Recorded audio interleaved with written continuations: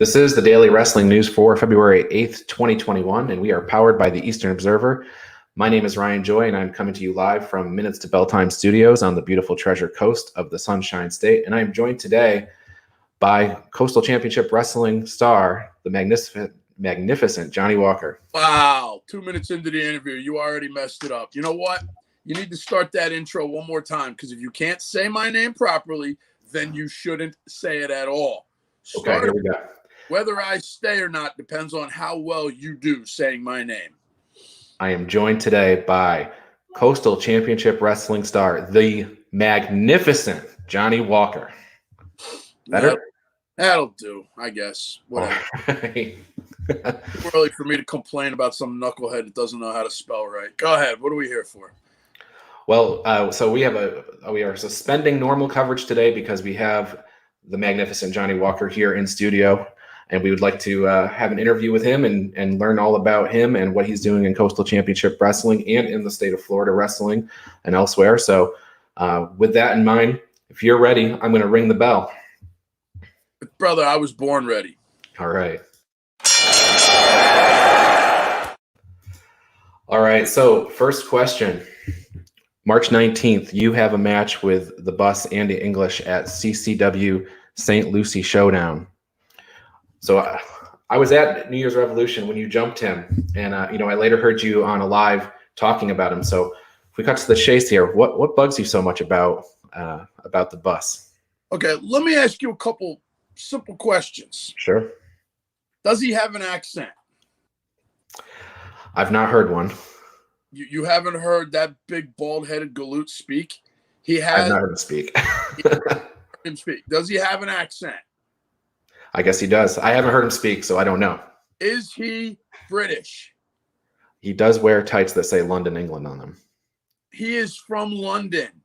He is not an American citizen. He is not from here. So explain to me how someone who is British, from London, which for all of your fans who have no idea, London is on the other side of the Atlantic. It's that big body of water next to the east coast of Florida. On the other side of that, I know fans never graduated 6th grade geography. It's all the way on the other side of that big body of water. So explain to me how a man who is from the other side of, as the British call it, the pond, can have a hometown in Port St. Lucie. How is he the hometown hero of Port St. Lucie, Florida, when he's not even from there? It's ridiculous. It just goes to show you how stupid Port St. Lucie fans are. It just goes to show you how ridiculous a guy, his name says it all, Andy English. Oh my God, people, wake up and smell the haggis. So that aside, I guess, he does live here now. So does he have any sort of home field advantage in Port St. Lucie? Is there such a thing in wrestling? Did you really just ask me if he has home field? Didn't I just get done explaining to you this isn't his home? Yes, but I would think that he has, a group of fans since he's been claiming it's his home. So does that give him any sort of edge? Any fans that he might have, any supporters, and listen, it's well known that I could care less about fans in the audience. I never have, I never will. You're all just a bunch of sycophants. The reason you even come to these shows and support some of these people like Cha-Cha Charlie and Big English and, the Hobo King and whoever else is running around CCW, I'll never understand it. You idolize these people who don't deserve it. I am magnificent. I have been doing this longer than all of these guys. I have a successful career. Yet you all choose to deify me, or not deify me. More likely you demonify me like I'm the bad guy because my goal is to win. Does Andy have a home field advantage? I'm sure he does. He's probably got, he's got some hot little wife he runs around with that I'm sure he got through a mail order bride catalog. He's got a couple people over there. I mean, I hear he drives a school bus. That's what he does for his day job. I don't know for sure. He calls himself the Bus. It has something to do with driving a school bus. So I'm sure all the little 5-year-old idiotic kids that he drives around are probably, riding on his coattails or whatever. But it doesn't matter because I don't care about those people. They don't bother me. I don't listen to them during shows. I'm there for one purpose, to put a W, to put a check mark, to win. Okay? There's, whatever. Next question. Really, that was just stupid anyhow. You have a home field. Okay. So he's no problem for you. You're going to beat him, no problem, moving on to the next guy, right? What part of this conversation haven't you been listening? Okay. Well, let's move on to that next question then. So who do you, after you conquer the bus, who else do you see in CCW as somebody that you want to compete on? Who else do you want to put down, I guess? Listen, I got to be honest with you, and this has been a thorn in my side for a long time. There's no denying that Cha-Cha Charlie and I have a very long history. We've gone at it many, many times. He's always squeak out a victory. And I don't know how. He just gets lucky. Who knows? Whatever. That score someday is going to need to really be settled. It's going to have to be finished. It's he and I have an absolute hatred for one another. I can't stand that dancing fool. He seems to think that the fans are, everything, and, doesn't like that I insult them or that I feel that I'm better than everybody else. And understand, it's not that I feel that I'm better than everybody else. It's that I am better than everybody else. When it's fact, it is what it is. So that one's going to have to get resolved eventually. There's also Agony, the maker of nightmares. He and I have had a couple of run-ins. We seem to have an issue. I'm not entirely too sure what it is. I'm not entirely too sure why we have an issue, but we do. That one's going to have to come to a head sooner or later also. And I'll tell you who else I'd love to get into the ring with. I don't know why, because it's weird. I love the guy. I think he's one of the most talented people on the roster. I think he's absolutely incredible, but I just feel the need to smack him. And it's Jackal Stevens. There's something about him. I don't know. I want to smack him. I want to put a hurting on him, for no reason whatsoever. Maybe it's just because he reminds me too much of myself when I was young. Maybe it's just, I don't know. I just feel like at some point or another, I need to put my boot through his face. Yeah, the fans kind of love him, but he does have a bit of a smackable personality, it seems like. He does things. He's a little unorthodox. I mean, let's get real. He's a lot unorthodox. Mm-hmm. And I take nothing away from his ability in the ring. He's incredible. He's incredibly athletic. Apparently he's a good-looking guy, so I've been told. Women seem to like him, which I don't understand why. But there's just something about Jackal Stevens. Every time I'm near him or I happen to run into him, I just want to smack him. I feel sooner or later we're gonna have to get in the ring and we're gonna have to have this out. I need this basically. And you mentioned Agony. I walked by him at Bash at the Brew, and his eyes kind of like lingered on me, and I walked away and I was like, man, that's a face only a mother could love. That guy. Face. Agony is listen, he's one of the most athletic big men I've ever known. He's dangerous. There's no doubt about it. But have you heard him talk? He's got like this little girl voice. Hey, how are you? Kind of giant monster man. Everybody's so afraid of him. Yet when he speaks, it's this little girl voice. He sounds like he's gonna go play with his dolls. Agony, I don't know, the maker of nightmares, whatever. I've never been afraid of him. What I really want to do? I want to take the mask off. Because, unlike Kane, when he got his mask ripped off and he was still pretty ugly under there, I'll bet you Agony's got like some male model face. Like he looks like he should be on the cover of Vogue or GQ or something. And how can you be the maker of nightmares when you're probably like some pretty boy underneath of that mask? And that's probably why he wears it. Yeah. And it was the only thing you could come up with that would work. So, I feel like, Agony and I think he doesn't like me because the pretty boy thing does work for me. I mean, look at me. I'm gorgeous. I'm absolutely magnificent. He can't do what I do. And, I have a man's voice and not a little boy's voice or a little girl's voice. I don't even know what you call it, prepubescent voice. And again, nothing away. He's incredible in the ring. He gets up there and he walks the top rope and he flies around and he's got athleticism and, whatever else. But, he's another one. I gotta rip the mask off. I gotta smack him. You know how it goes. Yeah, I mean, and I've got comments coming in here from the crowd here. They want you to put him in his place. So, oh well, hey, listen. Finally, some real fans, people that understand.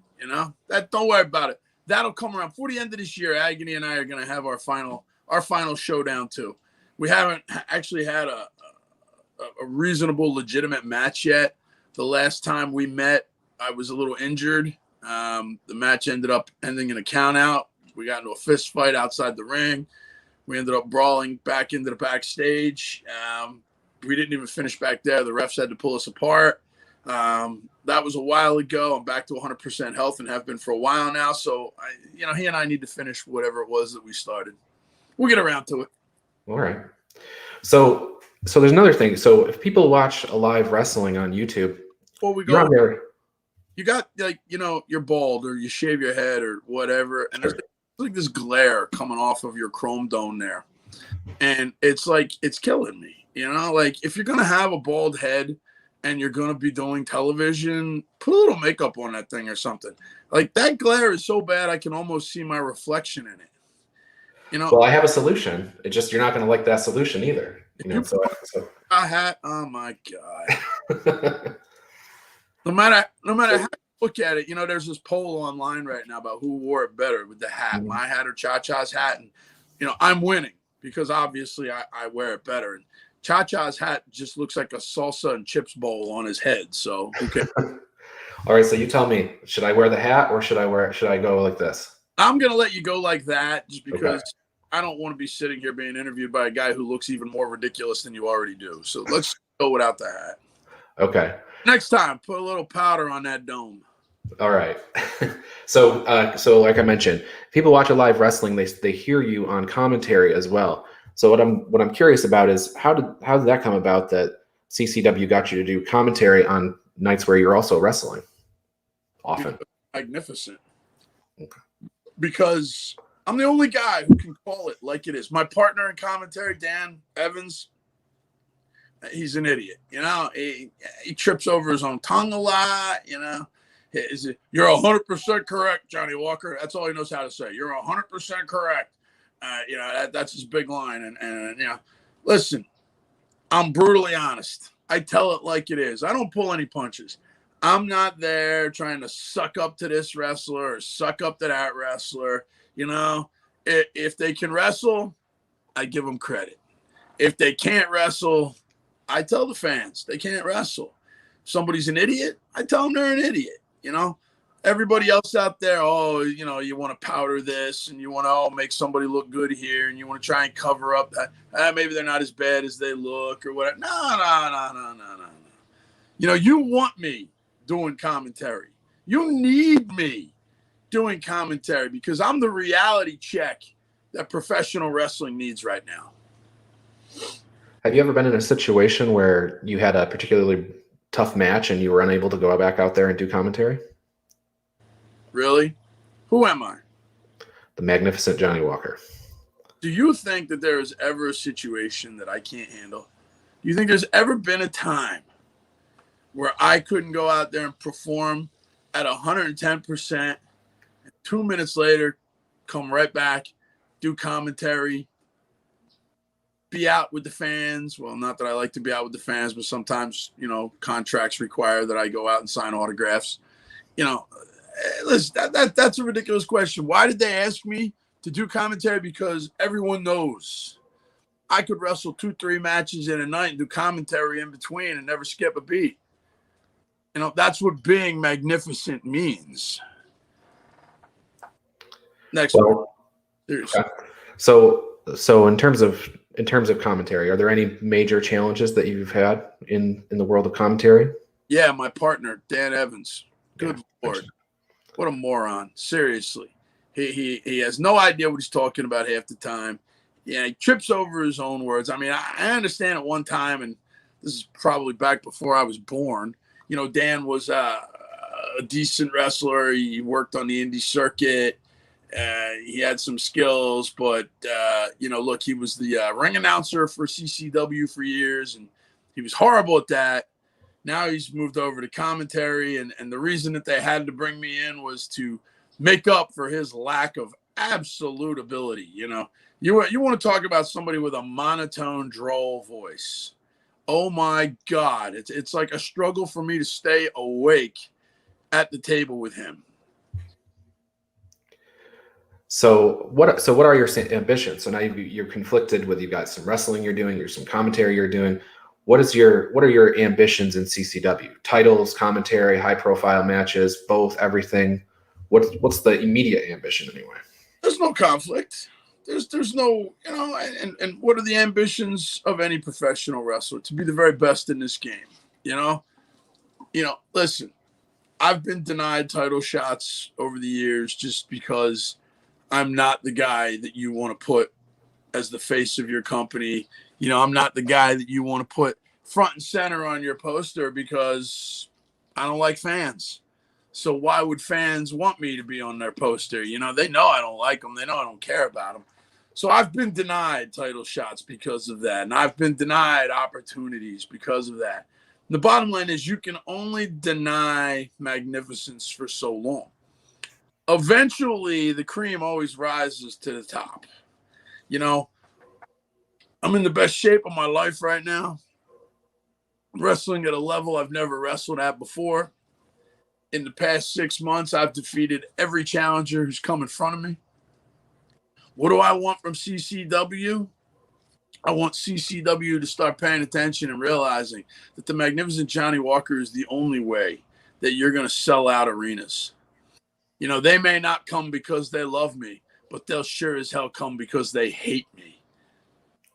Fair enough. So I was at Bash at the Brew this past weekend. You weren't there.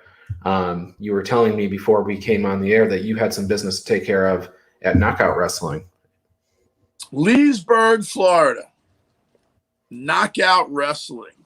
You know, for the last 6 months, the owner of Knockout, Nicholas Vick, or Vicky Nick, whatever his name is, he and I have had some issues. We've had problems. I took over his company, or I took over part of his company. His wife sold me her half of the company because she liked me better than him. You know, we've had some back and forth. And this last weekend at Battlefield at the Leesburg High School in Leesburg, Florida, it was Team Knockout versus the Magnificent Mayhem, my team, in a Survivor Series contest for the sole ownership of Knockout Wrestling. And as I predicted for months, as I've predicted since this match was conceived, that there was no way that my team was going to lose. And we didn't. Was it a hard-fought match? Yes, it was. And did Team Knockout, led by Johnny Zeke, put up a hell of a fight? They did. It came down to Johnny Zeke and myself after Bill Crude and Billy McLeod ended up fighting outside the ring and rolling into the backstage and getting, counted out. The only two left were myself and Johnny Zeke. And, I say a lot of horrible things about Johnny Zeke, but he took me to the edge. I had to find a different level in myself to be able to win this match. But, like I said from the beginning, I did. So now I own the entire company, and the very first thing I did was burn all the belts. And I mean literally burn them. We put them in a body bag. I took the belts outside, and I lit them on fire. The next thing I did was burn down the company because it wasn't about taking over something that Nicholas Vick owned. It was about burning down everything that he loved. So I took his titles, and I took his banners, and I took his company name, and I threw them all in the garbage and lit them on fire. And now I have renamed that company Renegade Wrestling.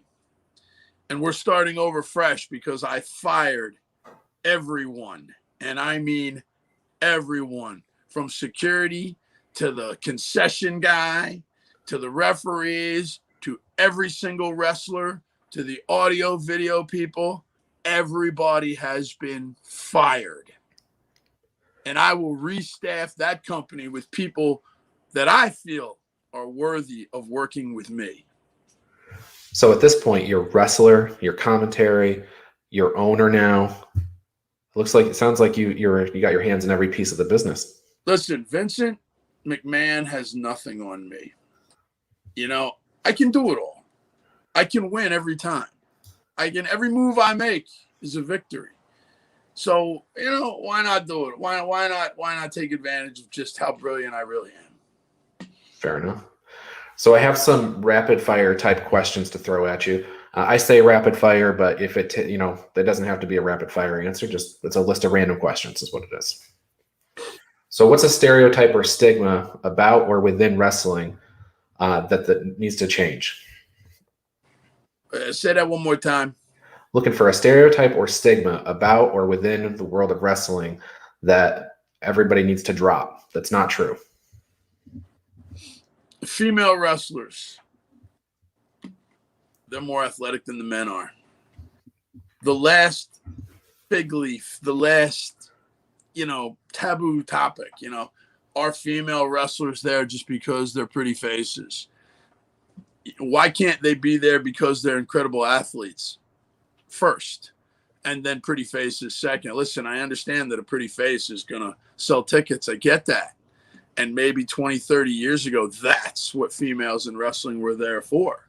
You got to admit, back in the day, the female wrestlers that were real wrestlers really weren't that great looking. The fabulous Moolah was definitely not going to be, one of America's next top models. Mae Young, she never looked young, even when she was young. But, that being said, they were incredible athletes, and they never got the due that they were, should have. Nowadays, you've got these women that are just on a totally different level, doing things that, whoever thought that they would do. And there's still the thought of, are they there because they're pretty faces? Why can't it be both? Why can't they be top tier athletes and still be beautiful women? I mean, seriously, look at me. I'm magnificent. I'm gorgeous. As much as the fans hate me, they still love to look at me. And yet I'm a top tier athlete. So why is there this double standard that the men are incredible athletes and then second, we're good looking people? But for the women, it's, they're beautiful, they're gorgeous, and then they're athletes. Why is that stigma still existing? And it needs to change. Agreed. Next question. Is there a video, book, or some other motivational content that you love and that inspires you that you want to share? Yeah, me. Okay. I mean, it's as simple as that. The only wrestling I watch is myself. The only inspiration I need is the reflection in the mirror. It says it real simple on the back of the shirt that I'm wearing right now. I'm magnificent because I believe in me more than you will ever believe in you. If people are hearing about Johny Walker because they've been living under a rock, so if this is the first time they've ever heard of you, are there matches that are out there on YouTube or whatever that you would direct them to see what you're all about? That's a tough one because there's a lot of them. There's a considerable amount of matches that I've had over the years that I have felt were absolutely outstanding. Just Google search Johny Walker. What can I tell you? Everything that comes up about me is going to be magnificent. You're going to find out where my name came from. Why I call myself Johny Walker, why I am Johny Walker. There's actually a history behind that. You'll find that out. You'll find some matches about me. You'll understand, a little bit more about, what makes me so magnificent. So feel free to Google me. Do you want to tell us the name story, or you want us to do the work and go look it up? Do the work, because listen, I'm not here. It's if you're a true wrestling aficionado, you may already know. If you're not, you'll go do the work, and you should do the work. Our wrestling fans are stupid. They should learn how to do some research. They should learn how to educate themselves. I'm not here to placate to the idiotic and moronic 1% or 99% of the country that can't even spell their names properly. So what's the most exciting thing about seeing Johny Walker wrestle? You are looking at me, right? Fair enough. Look at this face. Look at this body. Look at me. Listen, it's an old saying. It's cliche, but it's true. Women want to be with me and men want to be me. Why? Because I'm magnificent. The most exciting thing about seeing me is seeing me. It doesn't need to be anything more than that. Is there someone you've worked with in wrestling that most inspires your commentary work? Wow, really? Like someone who I've worked with in wrestling that has inspired my commentary. If there's anyone that I have to give a little bit of props to for maybe just a little bit guiding what I feel good commentary is, it would have to be, the only one who was ever really good at this in the first place. Well, there were two of them. Now that I think about it, I think originally it was probably a little bit of Jesse the Body Ventura. Sure. Definitely, inspired me to speak my mind and say what I think on the microphone. Jesse never held back. He called it like it was at the time. McMahon was his commentary partner, and McMahon, even though he owned the company, he was an idiot. And, he would play up to all the wrestlers, whereas Jesse, he called it like it was. If he didn't like you, he told you he didn't like you. And if he loved you, he told you he loved you. The other person was probably more of an influence on me than anyone else, just because he taught me to be fearless on the microphone. Jerry the King Lawler. There was no one who had more fun, who was more fearless, and who once again spoke his mind. And even though, he and good old JR had a decent respect for one another, their relationship was give and take and very respectful. King still would put it out there, and was very fearless in the things that he would say and the comments that he would make and then the color commentary that he would do. So probably if I had to give it to anybody, I would say maybe those two people were a partial influence on how I choose to do commentary and how I want fans to hear professional wrestling. Okay. And if you could get a match with anyone in the history of wrestling, who would you wrestle? Stan Hansen. Okay. A lot of fans aren't going to know who that is. A lot of fans aren't going to understand why I would want to have a match with Stan Hansen. But Stan Hansen was probably one of the most brutal men to ever step into the ring. Stan Hansen took no prisoners. He didn't care if he killed you. He didn't care who you were. He didn't care what you could do. Every second you were in the ring with Stan Hansen might have been your last second alive. I would love to go back in time and wrestle him in Japan at the Tokyo Dome, or any one of the Japanese promotions where Stan built his career and became a legend in this business. Man, you better hope he misses that clothesline when he comes for you, though. Well, that's it right there. There's the challenge in itself. If he caught you with that lariat clothesline, you were done. It's over. How many people can say that a clothesline was pretty much their finisher? Anytime Stan caught you with that, the match was over. I might have gone on for another minute or two because he wanted to throw in another move or just embarrass you a little bit more. But if he caught you with that lariat, you better believe you were on Dream Street. You don't remember anything after that until you woke up in the locker room.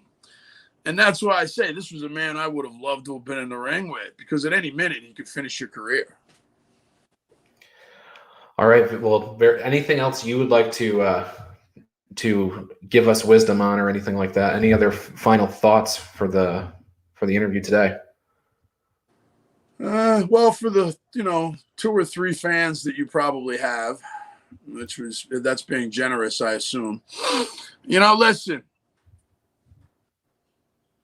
wrestling, the athletes, all of us, whether you love us, whether you hate us, you need to support us. You need to be there for a sport that has been there for you. More importantly, you need to buy my T-shirts. And you need to burn your Cha-Cha Charlie T-shirts. most importantly, you guys need to write in, the 2 fans that he has, and tell him that he needs to get a commentary partner because he's got this droll kind of voice too. It's been putting me to sleep a lot while I'm here. And he needs to put a little powder on his forehead because I can't take my sunglasses off through the whole interview because I'm seeing the glare. All right. And, I'd love to say that it's been a pleasure to be here, but who the hell does a podcast at 10 o'clock in the morning? What is wrong with you? Professional wrestlers work at night. Fair enough. And I watch it at night. Usually I have a cup of coffee here. What is wrong with you? Well, there was nobody else doing it, so it was either 10 in the morning or 2 in the morning. So, and you thought that wrestling fans would be awake this early? Maybe that's a clue as to why you only have 2 fans. Well, thank you very much. Before we do get out of here, I want to tell some people about some other things that are going on that they can check out. Join the Godfather of Pro Wrestling, Tony Capone, and the Voice of the People, Tony T, every Tuesday at 8 p.m. Eastern for the Nawa Wrestling Connection. That's live on Blog Talk Radio. Listen to Nawa Wrestling Connection to find out everything that is taking place in the world of the North American Wrestling Alliance, and join the 2 Tonys as I sit down with a special guest each and every week. You can listen to the show by liking the Nawa Wrestling Connection on Facebook and by following Tony Capone, Tony T, and Nawa on Twitter. Something else for you. If you like sports, join Joey Jarzanka, Ian Schreier, and Rob DeLuca on Friday night, February 5th for the episode 53 of the Primetime Rundown as they take you through the world of sports. The show kicks off at 6 p.m. on the Eastern Observer. And then episode 40 of the Essential Wrestling Podcast returns on Tuesday night. Al Carl, John Smith, myself, John DeConnie, Garrett Mahaffey return for another week of updates and highlights in the world of wrestling. Coverage begins at 6 on Tuesday. On February 9th on the Eastern Observer. And this show will return tomorrow with Travis. So there you go. You like sports, Johnny? Because you might want to check out that Primetime Rundown on Fridays. It sounds like you got plenty of sponsors there or partners, whatever you want. Yep. And you know what's funny is I've heard more about those other sponsors than I have about you. So that should tell you right there something. I do like sports. I watched the Super Bowl last night. I'm a little upset about Tom Brady winning, but that's the way it goes. And I do listen to a lot of sports rundown, so maybe I'll check out those channels. It might be worth it. It'll tell me something I don't already know, but I doubt it. Well, I'd like to say it's been a pleasure, but I guess I can say it's been magnificent. So thank you. Magnificent. All right, everybody. Thank you for Johnny. I'm Ryan, and we will see you tomorrow.